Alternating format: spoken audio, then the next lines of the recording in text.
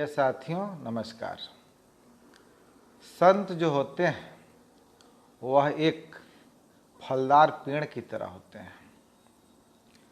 आप पेड़ के बारे में जानते हैं, वह आपको ऑक्सीजन देता है, आपको जिंदगी जीने के लिए ऑक्सीजन देता है और आपका जहर वह खुद पीता है, कार्बन डाइऑक्साइड लेता है, उसके बदले में वह ऑक्सीजन आपको देता है। और आप जब पेड़ पर पत्थर मारते हो तो वह क्या देता है? वह उसके बदले में आपको फल देता है। पेड़ आपको छाया देता है, पेड़ आपको जलाने के लिए लकड़ी देता है, पेड़ आपको बिन मांगे पता नहीं क्या क्या देता है और आप उसके बदले में उसको क्या देते हैं? आप देते हैं उसको सजा, आप उसको मार डालते हैं, आप काट डालते हैं, फिर भी वह उफ तक नहीं करता है। आपको पोसने में, पालने में, आपके जीवन को सुंदर बनाने में वह अपना जीवन समर्पित कर देता है। फल देने में, छाया देने में, ऑक्सीजन देने में, यहाँ तक कि जलावन देने में। आप जो आज लकड़ी भी यूज कर रहे हो, आपकी बिछावन बन रही है, कुर्सी टेबल बन रहे हैं, अच्छे अच्छे जो फर्नीचर्स होते हैं वो लकड़ी के ही होते हैं, वह पेड़ से आते हैं। लेकिन आप क्या करते हो? उसको मार भी डालते हो तो भी वह उपयोगी साबित होता है। उसी प्रकार संत होता है। संत का मतलब होता है सब इच्छाओं का अंत होना। वह अपने सारी इच्छाओं को अंत कर चुका है, वह संत है।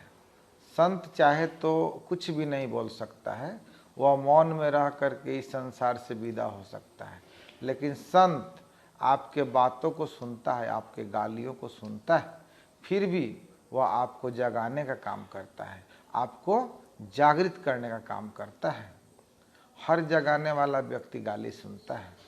संत आपके जीवन को सुंदर बनाता है, आपको विवेक से भरता है, आपको शांति से भरता है, आपको जीवन जीने की कला सिखाता है, आपको पशुता से देवत्व की तरफ उठाता है, यानी पशुत्व से देवत्व की तरफ यात्रा कराता है।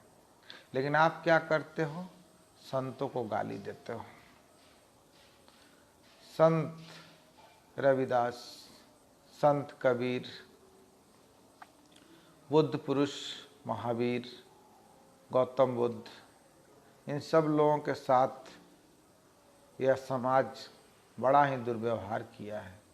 लेकिन क्या उन्होंने कभी उफ तक किया? आपके बातों को सुनकर, आपके गालियों को सुनकर के वह आपको बहुत कुछ दे करके गए, जिससे आपकी ज़िंदगी में शांति है, आनंद है।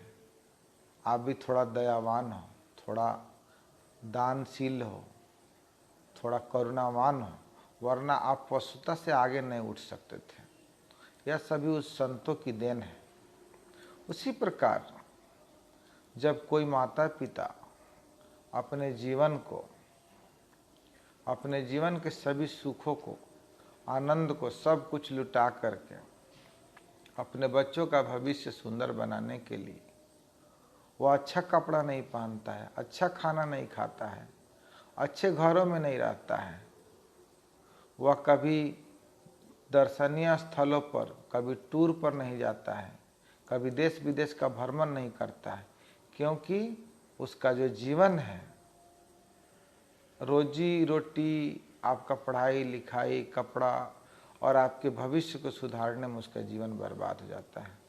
फिर भी आप करते क्या हो उसके साथ?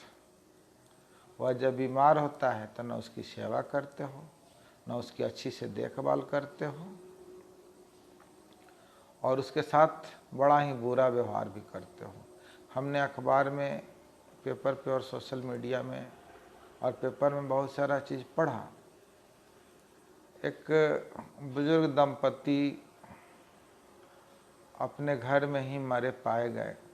उनका बेटा जो है लंदन में बहुत बड़ा पद पर था, सॉफ्टवेयर इंजीनियर था, उसकी वेतन जो है करोड़ों में थी, लेकिन वे पति पत्नी, वे दंपति अपने घर में मृत हो गए, उनकी लाशें सड़ गई। आसपास के लोगों को पता नहीं चला। जब उनकी मौत हो गई और लाश बदबू देने लगा तो 16 दिन बाद उनका लड़का, 16 दिन बाद पता चला तो घर दरवाज़ा खोला गया तो उनके लड़का को सूचना दिया गया, तो 16 दिन तब तक हो गया था, तो विदेश से आया और अपने माता पिता का अंतिम संस्कार किया। तो वह पैसा व धन संपत्ति किस काम का, वह नौकरी व पद प्रतिष्ठा किस काम का, मनुष्यता ही नहीं बची। तो जो माता पिता अपने जीवन के सारे इच्छाओं को, अपने आनंदित जीवन को, अच्छा कपड़ा पहनने का ख्वाहिश को मार करके, अपना टूर वीज़ा घूमने की सारी इच्छाओं को मार करके तुम्हें काबिल बनाता है, और तुम क्या करते हो? सड़ी गली लाश को अंतिम संस्कार करते हो। देश में रहो या विदेश में रहो, जहाँ भी कहीं रहो, वे संत हैं। यदि उनके साथ वैसा होता है तो उसकी देखभाल करो, या तुम्हारी जिम्मेवारी है। जिस तरह संत गाली सुनकर सब कुछ दिए जा रहा है, पेड़ जो है अंतिम समय तक तुम्हारे कल्याण हेतु अपना जीवन समर्पित कर रहे हैं, माता पिता भी अपने बच्चों के लिए अपने सारी इच्छाओं को कुर्बान कर रहे हैं। तो ये सभी संत हैं, माता पिता भी संत हैं। तुम्हारे लिए उन्होंने अपनी इच्छाओं का अंत कर लिया, इसलिए वो भी संत हैं। तो मेरे कहने का मतलब है कि थोड़ा आँख में शर्म आना चाहिए, थोड़ा दिल में करुणा भाव होनी चाहिए कि हम उस संत के प्रति श्रद्धा भाव रख सकें, उस माता पिता के प्रति श्रद्धा भाव रख सकें, उस पेड़ पौधा के प्रति कृतज्ञ हों, वहाँ हाथ अपना कम से कम शीश झुकना चाहिए, उस पेड़ पौधा के प्रति अपना कम से कम कृतज्ञ होना चाहिए, उसको धन्यवाद भाव से भरा होना चाहिए, उसको धन्यवाद देना चाहिए, उसके प्रति आपके हृदय में अहोभाव होना चाहिए, तभी आप मनुष्य हैं। नहीं तो आप तो मनुष्य है नहीं, आप ऐसे ही बिना पूंछ वाले पशु हैं। तो आप मनुष्य बनिए।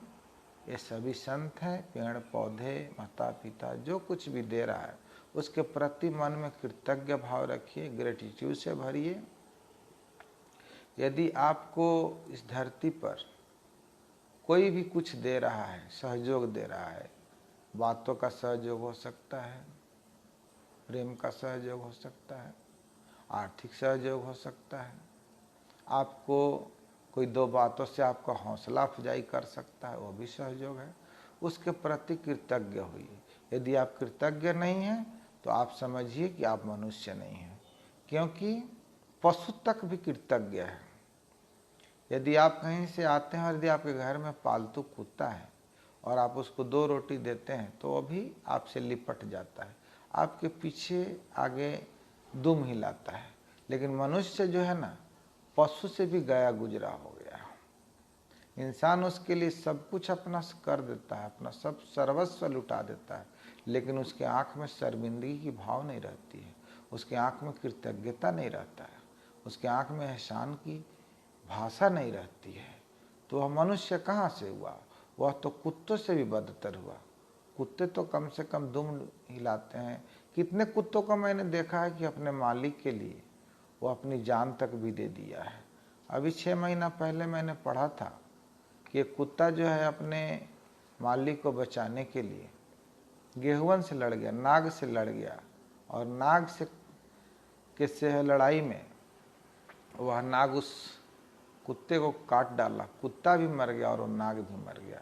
तो कुत्ता इतने वफादार हैं, कुत्ते इतने वफादार हैं, तो कुत्ते से कम सीखना चाहिए कि कोई व्यक्ति, वह संत हो या गुरु हो या माता पिता हो या कोई भी हो सकता है, यदि हमें किसी भी वक्त पर सहयोग दिया है तो उसकी कृतज्ञता को, उसके एहसान को न भूलें, उसके प्रति अभाव से भरे रहें, उसके प्रति हमारे आँख में शर्म होना चाहिए, उसके प्रति हमारे आँख में पानी होना चाहिए, हमारे हृदय में उसके प्रति जो है ना सम्मान की भावना होनी चाहिए। ऐसा होना आपको मनुष्य बनाता है। यदि आपके पास इस तरह के विचार नहीं है, सोच और समझ नहीं है, तो आप मनुष्य के रूप में पशु हो। देखने में शरीर मनुष्य का है, लेकिन अंदर से आप पशुता से भरे हुए हैं। तो चलिए, इसी के साथ सभी मित्रों को धन्यवाद, शुक्रिया, थैंक यू।